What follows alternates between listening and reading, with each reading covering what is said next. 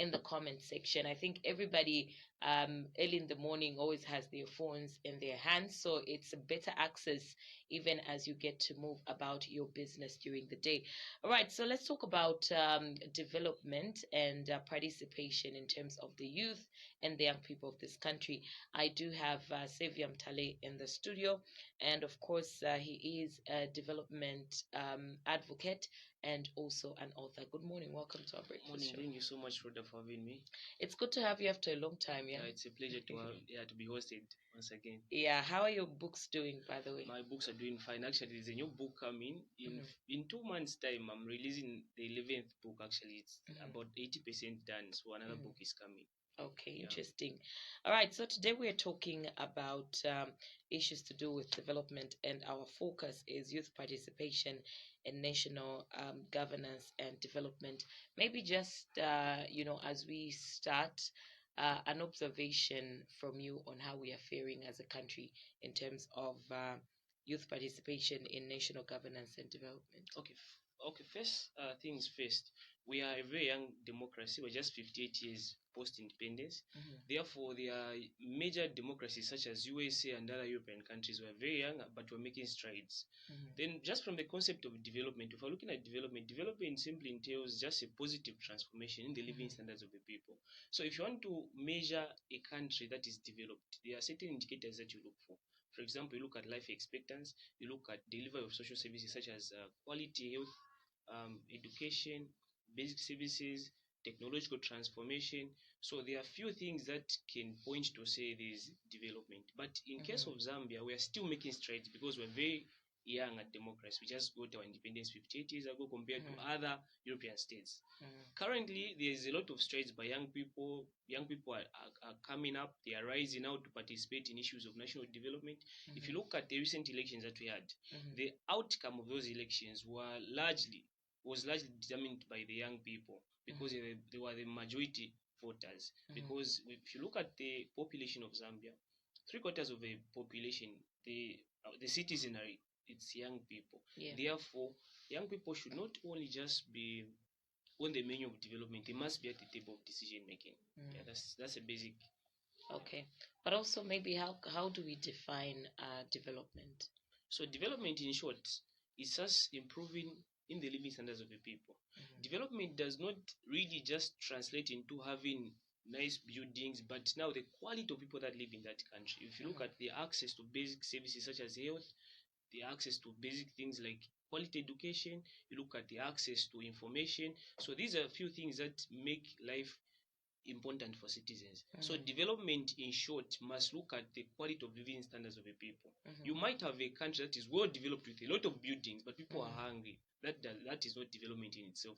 Development has to look at the quality of the people that are living in that locality. That's when we can measure development. Do they have access to basic services such as health? Do they have access to things like education?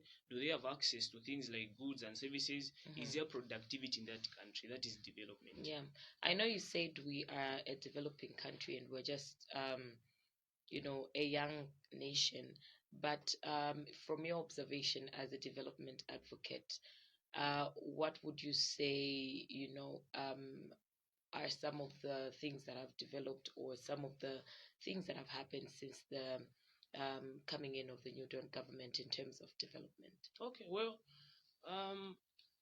I cannot really measure their performance right now because they are claiming they are still settling in, but there's a number of opportunities for young people that have been put in place. Young people are rising up. Young people are issuing their voices on issues of national development. Then the young people that are also being given strategic positions.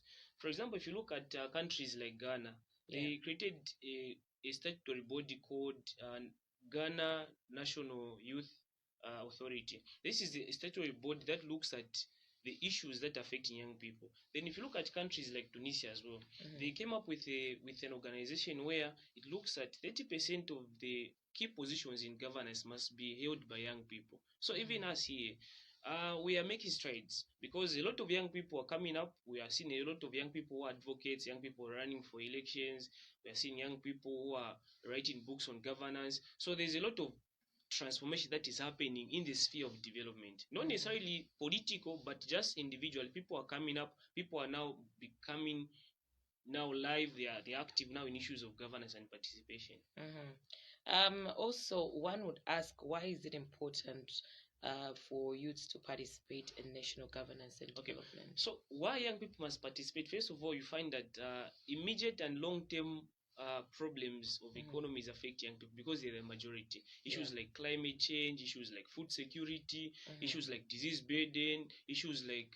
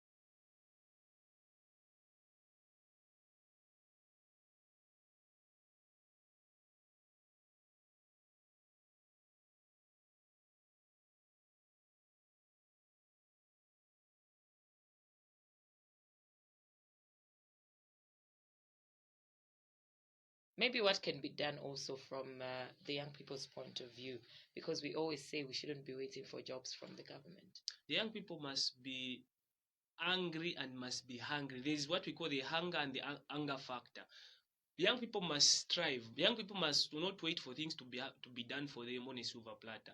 We need to develop a hunger factor where we need to push for more. We need to be angry that things are not working out. Because I believe with all of my heart that we can only change things that make us angry. If you want to change a situation, you don't wait for the government to do it for you. So therefore, as young people also, we must not just sit and wait for the government, because the government in itself cannot really curb the issue of unemployment rate because it's huge, and the population of Zambia is increasing, and with the statistics that have been done, it shows that by 2050 the population of Zambia will double. Therefore, young people must take it upon themselves to change their lives. Because if we wait on the government cannot really manage to provide employment for every citizen. The best they can do is to create an enabling environment for everyone to thrive and everyone to look at the pool of opportunities that they have around them, but the government itself cannot manage to solve the issues of unemployment. So young people must take it upon themselves. They must take up the leadership mandate. If you look at all the revolutionary that have been before us, they were hungry at heart. They were angry to change the situation in Africa. So if we sit and fold arms, then poverty will hit us badly. Definitely. And maybe some of the solutions to ensure a radical involvement of youths in national governance and development. The first thing is that, first of all, we need to acknowledge and recognize that youth need to be part of the decision-making process. Just by the fact of recognizing young people that they are innovative, it usually even creates a sense of participation in them. Look at what Nigeria is doing. In Nigeria, they've got an annual event that happens where they celebrate and congratulate young people who are doing massive work in that nation. They give them awards, they write about them. So when people appreciate it, they do more. I've discovered in my life that if people are appreciated for what they do more. If people are not appreciated, they tend to do less. So young people, first of all, must be appreciated for what they are doing. We are seeing a number of strides from young people, entrepreneurs. We are seeing young entrepreneurs in Zambia. We are seeing young artists. We are seeing young footballers. So young people must be acknowledged, number one. Number two, we must develop skills in them. There's need for skills development, capacity in them. When you develop capacity, they're able to withstand any situation. Number three, again, young people also must be partnered with. There's need for collaboration with them. We must not be seen as enemies of the government, but we must be seen as equal partners with the government. Because the problem comes in when the government sees young people as enemy of progress, and when the youth see the government to be an opposition, it's hard for the government and the youth to work together. So these two entities, these two different groups of people must see each other as partners, not as competitors. So these are some of the challenges, these are some of the solutions that can help young people to be co-partners in development. Yeah. How's the current relationship in regards to what you just mentioned, that maybe young people and the government need to be partners? How's the current relationship? Okay, it's not a one size fits all approach. We cannot really conclude to say young people and the government currently are doing this. It's not a one size. So it depends from which angle are you asking that question from. That's why we can look at it. There are young people who are doing great in the same economy, and they feel the government is doing well. And the young people that are not doing well, and they are pointing at the government. Even if the new government comes in and the other government comes in, they are still going to be youths who are going to complain. All the way from independence, young people have been complaining, others have been appreciating the governments of the day. So right now, we cannot really put it in one size fits all. It all matters from which angle you're looking at. There are young people who are innovative, young people who are doing great, young people who are pushing the limits beyond the limits. They are, regardless of the environment, they will thrive. And the young people who, regardless of how conducive the environment will be, they will still complain. So it's really not a one size fits all approach. All right. So your concluding remarks this morning, Xavier. Well, thank you for hosting me. My concluding remarks is that young people must rise up and take up the leadership mandate, because it is us that it is us who we've been waiting for.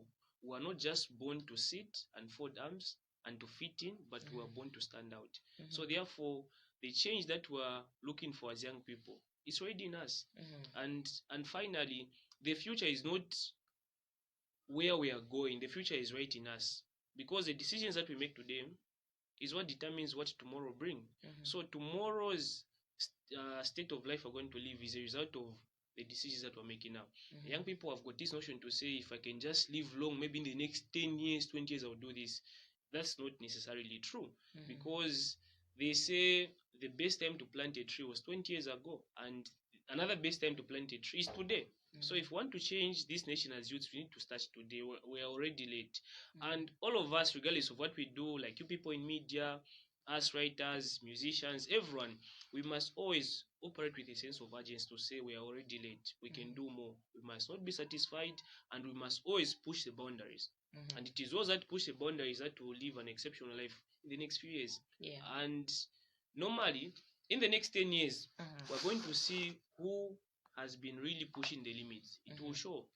So we need to keep pushing, and the future is bright. Actually, it's us today, and tomorrow it will be okay. Just give us an overview of the book that you are your current book. Okay, so my current book, usually in summary, it puts the entire blame on the person, because everything that we're going through is a product of the decisions that we've made. So if we look at the quality of lifestyle we're living now, if you look back a few years ago, it's what we determined to do. So therefore, the book that I'm writing usually points out to an individual to say, if you want your life to change, it's all about you. If you want your economy to change, it's all about you.